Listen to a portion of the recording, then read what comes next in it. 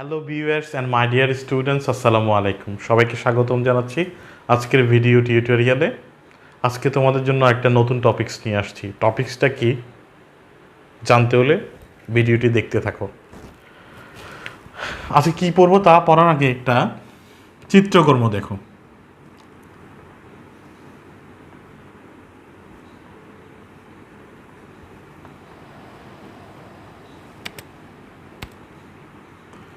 যদিও আমি আঁকতে পারি না, তারপরে তোমাদের জন্য একটু চেষ্টা করা।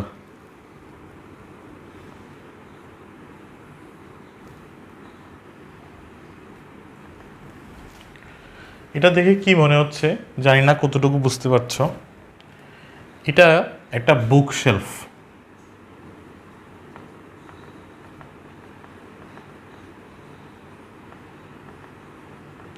মানে বইয়ের একটা তাক। তো এই তাক, তো বুক শেলফে বই রাখা হয়। এখানে আমরা অনেকগুলো বই রাখবো বা বই রাখি বুক শেলফে। এখানে উপন্যাসের বই আছে, গল্পের বই আছে, কবিতার বই আছে, অ্যাকাউন্টিংয়েরও বই আছে। তো এই বইগুলো থেকে আমি তোমাকে বললাম তুমি এই বই তাক থেকে আমার জন্য হুমায়ুন আহমেদের অপেক্ষা উপন্যাসটা নিয়ে আসো। তখন তোমাকে কি করতে হবে? সম্পূর্ণ তাকটা খুঁজতে হবে। এতে করে অনেক সময় লাগবে আর একটু কষ্ট করা হবে তোমার জন্য। কিন্তু বইগুলো যদি সাজানোর ক্ষেত্রে আমি একটা পদ্ধতি অ্যাপ্লাই করতাম, বা আমরা যদি একটা পদ্ধতি অ্যাপ্লাই করি, তাহলে আমাদের জন্য যে কোনো বই খুঁজে পাওয়াটা সহজ হবে।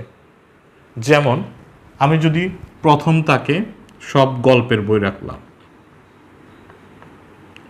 এখানে আমি রাখলাম কবিতার বই, এখানে রাখলাম আমি উপন্যাস,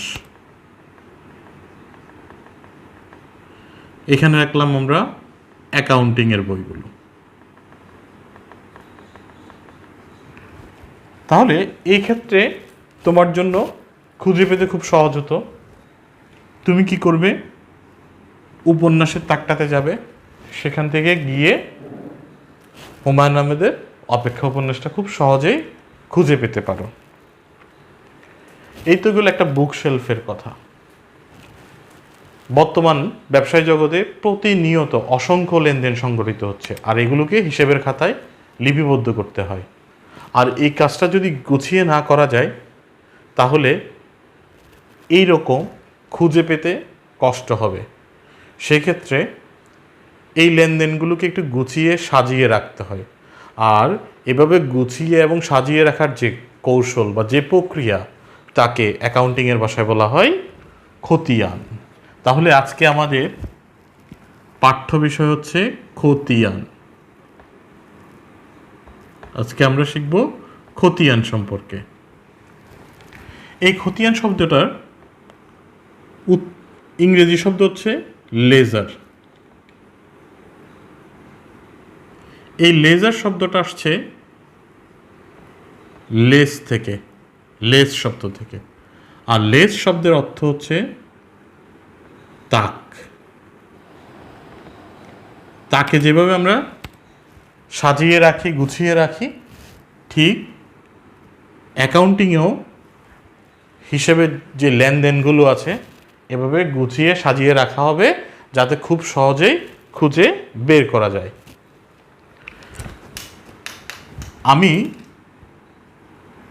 খতিয়ানের যদি একটা সংজ্ঞা দিই, তাহলে তোমাদের জন্য আরেকটু ক্লিয়ার হবে খতিয়ান কাকে বলে। একটা ব্যবসায়ের যে লেনদেন আছে সেই লেনদেন থেকে সমজাতীয় লেনদেনগুলোকে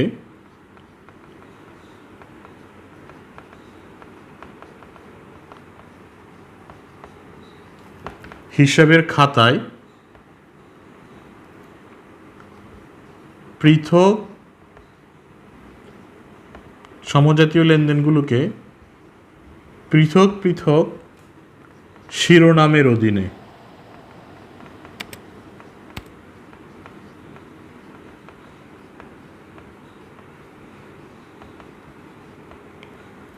শ্রেণীবিন্যাস করে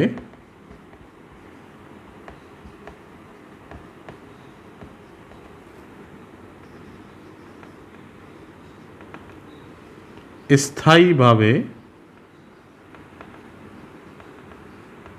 লিপিবদ্ধ করার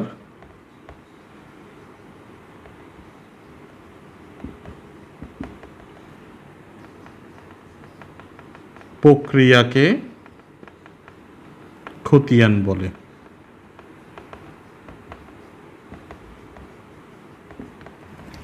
আর একটু দেখো সমজাতীয় লেনদেনগুলোকে। সমজাতীয় লেনদেন বলতে বোঝাচ্ছে একই জাতীয় লেনদেন, যেমন ক্রয়, যত ক্রয় আছে সবগুলো ক্রয়কে, যত বিক্রয় আছে সবগুলো বিক্রয়কে, নগদ টাকার আদান প্রদান সংক্রান্ত যত লেনদেন আছে সবগুলোকে এক জায়গায় করা। সমজাতীয় মানে একই রকম লেনদেনগুলোকে পৃথক পৃথক শিরোনাম। শিরোনাম বলতে যেমন ক্রয়, ক্রয় হিসাব, এটা একটা শিরোনাম। বিক্রয়, সকল বিক্রয়কে আমরা বলবো বিক্রয় হিসাব। নগদ টাকার আদান প্রদানকে বলবো নগদান হিসাব। ব্যাংকে টাকার পরিমাণকে বলবো আমরা ব্যাংক হিসাব। এই নামটাই হচ্ছে শিরোনামের অধীনে শ্রেণীবিন্যাস করে স্থায়ীভাবে। এখান থেকে আমার পরবর্তীতে হিসাব নিকাশের কাজে তথ্য ব্যবহার করা হবে। তাহলে এখানে আমাকে স্থায়ীভাবে লিপিবদ্ধ করতে হবে। আর যে করার প্রক্রিয়া, এটাকে বলা হয় খতিয়ান। সেজন্য খতিয়ানকে বলা হয় হিসাবের পাকা বই। খতিয়ানকে কি নামে অভিহিত করা হয়? হিসাবের পাকা বই বা স্থায়ী বই। আমরা জাবেদার পরে এখন খতিয়ানে আছি। জাবেদার মধ্যে বিস্তারিতভাবে উপস্থাপন করা হয়, খতিয়ানে সংক্ষেপে সাজিয়ে উপস্থাপন করা হয়। খতিয়ানকে একাধারে হিসাবের পাকা বই বলা হয় বা হিসাবের স্থায়ী বই বলা হয়। এটা এমসিকিউতে আসে প্রায় সময়। এরপরে এই সংজ্ঞাটা আমরা যখন খতিয়ান করব তখন আরও দেখতে ক্লিয়ার হবে। আমি তখন সেখানে বুঝিয়ে দিব আরও।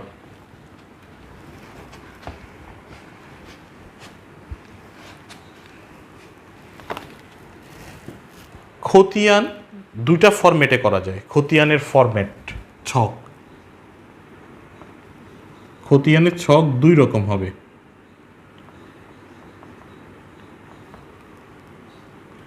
একটা বলা হয় টি ছক, আরটাকে বলা হয় চলমান জের ছক।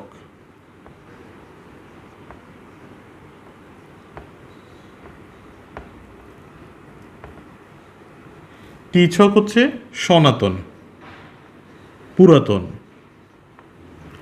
আর বর্তমানে যেটা প্রচলিত সেটা হচ্ছে আধুনিক ছক, যেটাকে আমরা বলি চলমান জের ছক। এটা হচ্ছে আধুনিক। বর্তমানে বেশি প্রচলিত হচ্ছে এটা চলমান জের ছক।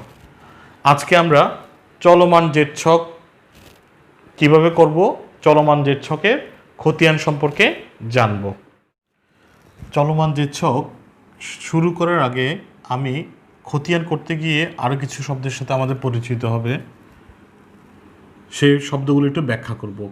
পোস্টিং,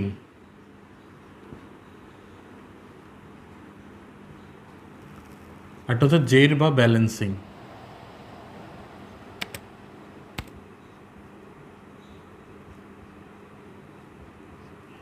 পোস্টিংটা কি আর জের বা ব্যালেন্সিংটা কি?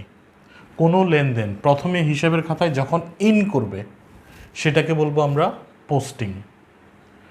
তারপর ব্যালেন্সিং হচ্ছে যে ইন করার পর, এটা মানে খতিয়ানে ঢোকার পর যোগ বিয়োগ করে যে রেজাল্টটা বের করা হবে সেটা হচ্ছে ব্যালেন্সিং। পোস্টিং মানে ইনপুট আর ব্যালেন্সিং মানে হচ্ছে যে রেজাল্ট যোগ বিয়োগ করার পরে। যদি পোস্টিং ডেবিট সাইডে হয়, কোন সাইডে হয়? ডেবিটে।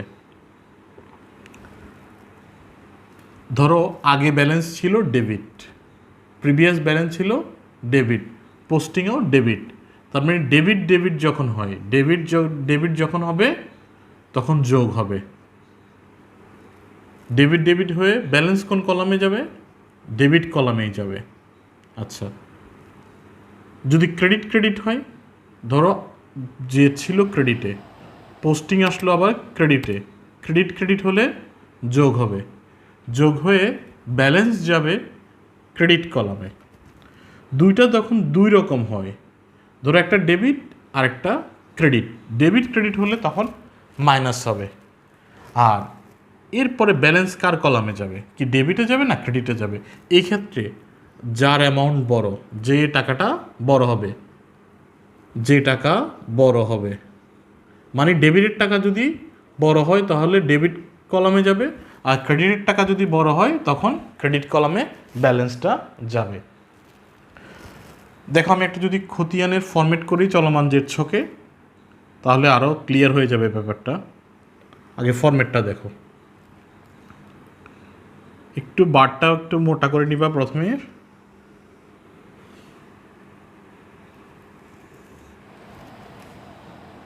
প্রথমে হচ্ছে তারিখের কলাম, তারপর হচ্ছে বিবরণ, এরপর হচ্ছে জাবেদা পৃষ্ঠা, ডেবিট টাকা, ক্রেডিট টাকা, এরপর এখানে একটু ভাগ করে ফেলবা মধ্যখানে, এটা হচ্ছে জের বা ব্যালেন্স। তাহলে আমি দেখো এখানে টাকার কলাম হচ্ছে, এখানে টোটাল কলাম হচ্ছে 7টা। সে 7টা কলামের কোন কলামের নাম কি আমি সেটা লিখে নিচ্ছি। তারিখ, বিবরণ বা হিসাবের নাম, এটা হচ্ছে জাবেদা পৃষ্ঠা। এখানে কিছুই লিখতে হয় না। ডেবিট টাকা, ক্রেডিট টাকা,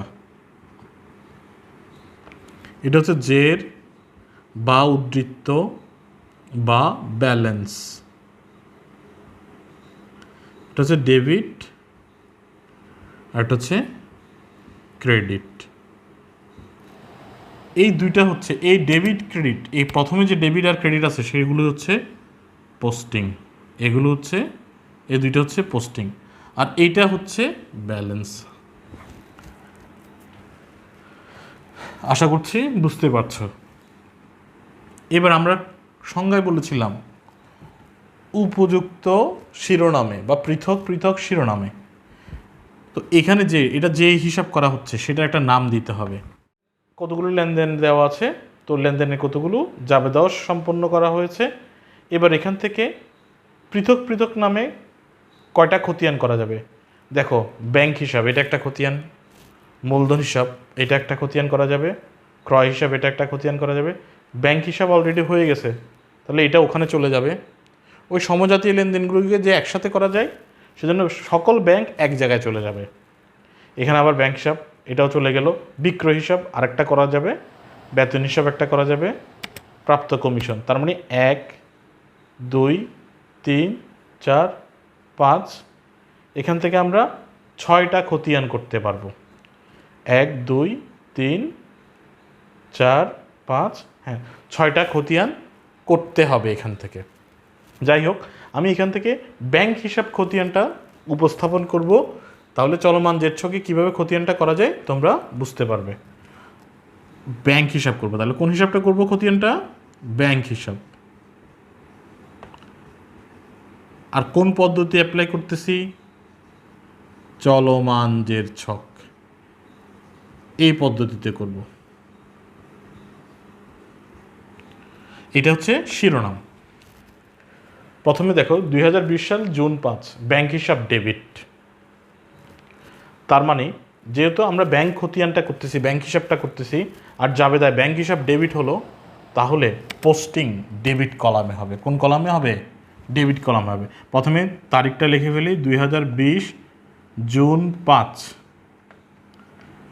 ব্যাংক হিসাব ডেবিট হলো না, সেই জন্য পোস্টিং হবে ডেবিট কলামে। এটাই হচ্ছে পোস্টিংয়ের কলামটা। তাহলে 20,000 টাকা। একটা কথা মনে রাখতে হবে, এখানে ব্যাংক হিসাব না, এই ব্যাংক হিসাবে বিবরণের ঘরে কখনোই ব্যাংক হিসাব লিখব না, কখনোই ব্যাংক হিসাব লিখব না। এখানে লিখতে হবে ডেবিটের বিপরীতে যে ক্রেডিট নামটা আছে, ব্যাংক হিসাব ডেবিট, এর বিপরীতে ক্রেডিটে আছে মূলধন হিসাব, তাহলে এখানে লিখতে হবে মূলধন হিসাব।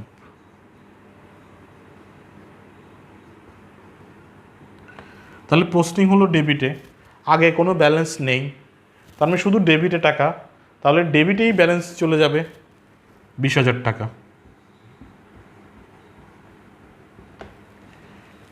এরপরে জুন 10 তারিখ, হ্যাঁ এখানে একটা ব্যাংক হিসাব আছে এবং এটা ক্রেডিট হলো, তাহলে এটাকে ব্যাংক হিসেবে ঢুকাতে হবে এই লেনদেনটাকে। জুন 10 তারিখ ব্যাংক হিসাব যেহেতু ক্রেডিট হলো জাবেদায়, সেজন্য পোস্টিং ক্রেডিট কলামে হবে 15,000 টাকা। ব্যাংক হিসাব ক্রেডিট, ক্রেডিটের বিপরীতে ডেবিটে কি নামটা আছে? ক্রয় হিসাব। তাহলে এই বিবরণে ঘরে লিখব ক্রয় হিসাব। এটা দিয়ে মানে বোঝা যাচ্ছে ব্যাংক থেকে এই টাকাটা কেন চলে গেল? ক্রয়ের কারণে চলে গেল। ব্যাংকে এই টাকাটা কেন আসছিল? মূলধনের কারণে। এবার আগের ব্যালেন্স ছিল ডেবিট কলামে 20,000, নতুন করে পোস্টিং হলো ক্রেডিট কলামে 15,000। তাহলে দুইটা দুই রকম, একটা ডেবিট আর একটা ক্রেডিট। যখন ডেবিট ক্রেডিট হয় তখন মাইনাস হবে, তার মানে এই 20,000 থেকে এই 15,000 মাইনাস করতে হবে, থাকবে কত? 5,000। এবার সেই 5,000 যোগ বিয়োগ করেই তো ব্যালেন্সিং করতে হবে। সেই ব্যালেন্সটা কার কলামে লিখব? ডেবিট ক্রেডিট যখন হয় তখন মাইনাস হয়, আর ব্যালেন্স যাবে যে টাকা বড়। কোন টাকা বড়? ডেবিটের টাকাটা বড়, তার মানে ব্যালেন্স বসবে 5,000 ডেবিট কলামে, কারণ ডেবিটের টাকাটা বড় ছিল। আশা করছি বুঝতে পারছো। 15 তারিখের লেনদেনটা দেখব ব্যাংক হিসাব ডেবিট। যেহেতু ব্যাংক হিসাব ডেবিট বলেছে, পোস্টিং হবে ডেবিট কলামে 20,000 টাকা। তাহলে আমি ডেবিট কলামে লিখলাম 20,000। এবার বিপরীত নামটা কি আছে? বিক্রয় হিসাব ক্রেডিটে, তাই এখানে লিখতে হবে বিক্রয় হিসাব। আগের ব্যালেন্সের দিকে তাকাও, আগে ব্যালেন্স ছিল ডেবিট কলামে 5,000, নতুন করে টাকা আসছে 20,000। একটা কথা খেয়াল রাখো, আগের এই দেখো এই 20, 15 এগুলোর আর কোনো হিসাব নেই, জাস্ট লাস্ট ব্যালেন্স এবং লাস্ট ইনপুট, এই দুটাই যোগ বিয়োগ হবে। তো লাস্ট ব্যালেন্স ডেবিটে আছে 5,000, ইনপুট হয়েছে মানে পোস্টিং হয়েছে 20,000 ডেবিটে, তাহলে দুটাই ডেবিট। ডেবিট ডেবিট হলে যোগ, ব্যালেন্স ডেবিট কলামে, ডেবিট ডেবিট যোগ ব্যালেন্স ডেবিট কলাম, তাহলে 20,000 5,000 25,000। ক্লিয়ার আশা করছি। 20 তারিখে দেখবে এবার ব্যাংক হিসাব ক্রেডিট, তাহলে পোস্টিং হবে ক্রেডিট কলামে 30,000। এখানে লিখতে হবে বিপরীত নামটা ডেবিটে, যেটা আছে বেতন হিসাব। এবার লাস্ট ব্যালেন্স দেখো 25,000, নতুন করে পোস্টিং হলো 30,000 ক্রেডিট সাইডে। দুইটা দুই রকম, একটা ডেবিট আর একটা ক্রেডিট। তাহলে ডেবিট ক্রেডিট হলে মাইনাস, তাহলে 25,000 থেকে 30,000 মাইনাস হবে, ব্যালেন্স থাকবে 5,000। কোন কলামে লিখব ব্যালেন্সটা? কি ডেবিটে নাকি ক্রেডিটে? যে বড়, তাহলে ডেবিট ক্রেডিটের মধ্যে কে বড়? ক্রেডিট বড়, 5,000 30,000, তাহলে ব্যালেন্সটা যাবে ক্রেডিট কলামে 5,000। ক্লিয়ার। এরপরে 25 তারিখের লেনদেন আছে একটা ব্যাংক হিসাব ডেবিট, তাহলে পোস্টিং হবে ডেবিট কলামে 10,000। আর ডেবিটের বিপরীতে নামটা কি? ক্রেডিটে আছে প্রাপ্ত কমিশন, তাহলে এখানে লিখবো আমরা প্রাপ্ত কমিশন। দেখো ব্যালেন্স ক্রেডিট ছিল 5,000, পোস্টিং হয়েছে ডেবিটে 20,000। দুইটা দুই রকম, debit and credit. Debit credit হলে মাইনাস, তাহলে 10,000 থেকে 5,000 মাইনাস গিয়ে আর থাকবে 5,000। ব্যালেন্স কার করে যাবে? যে বড়। কে বড়? ডেবিট বড় না ক্রেডিট বড়? হ্যাঁ ডেবিটে 10,000, তার মানে ডেবিট বড়, সো ব্যালেন্স 5,000 যাবে ডেবিট কলামে। এবার এই হিসাবটা দিয়ে আমরা বুঝতে পারি জুনের 25 তারিখে গিয়ে তাদের ব্যাংক হিসেবে 5,000 টাকা আছে। এইভাবে চলমান জেড ছকের মাধ্যমে আমরা খতিয়ান করতে পারবো। আশা করছি এভাবেই তোমরা চলমান জেড ছকে খতিয়ানটা সম্পূর্ণ করতে পারবে। তো ভিউয়ার্স, আজকে ক্লাস এখানে শেষ করছি। পরবর্তী ক্লাসে আমরা টি ফরম্যাটের মাধ্যমে আরেকটা খতিয়ান নিয়ে আলোচনা করব। আমার ক্লাসটি যদি ভালো লেগে থাকে please like, comment and share. Thank you so much.